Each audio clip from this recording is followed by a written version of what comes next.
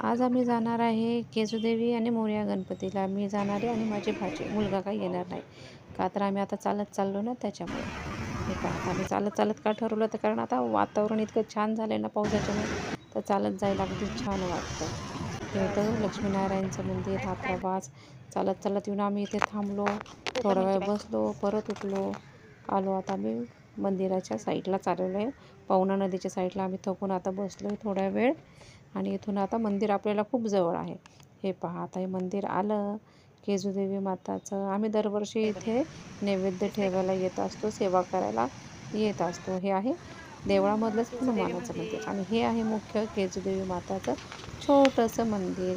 खूप छान जागृत स्थान आहे. नक्की इथे तुम्ही या, व्हिजिट करा. देवी माताचे आपण दर्शन घेऊया आणि सगळ्यांच्या सुख समृद्धीसाठी प्रार्थना करूया. सहज असा कधीतरी प्लॅन बनतो की निघायचं आहे आपण जाऊया चालत. आणि आता आम्ही इथून चाललेलो आहे मोरया गणपतीला. हे छोटंसं गाव आहे आमचं केजुदेवीच्या तिथले छोटंसं गाव. मोरया गणपतीच्या देवळामध्ये आलो पण इथे व्हिडिओ शूटिंग अलाउड नव्हती, त्याच्यामुळे काही काढता आलं नाही आम्हाला. बाहेरचेच थोडंफार जे देवाचे स्थान आहे तिथलेच व्हिडिओ शूटिंग काढली. ही पण आहे पवना नदी. देवाचे दर्शन घेतले गणपतीचे आणि बाहेर येऊन बसलो थोड्या वेळ बसलो, विश्राम केला आणि मग आता घरचा रस्ता धरला. तुम्हाला हा व्हिडिओ कसा वाटला, ब्लॉग कसा वाटला नक्की सांगा.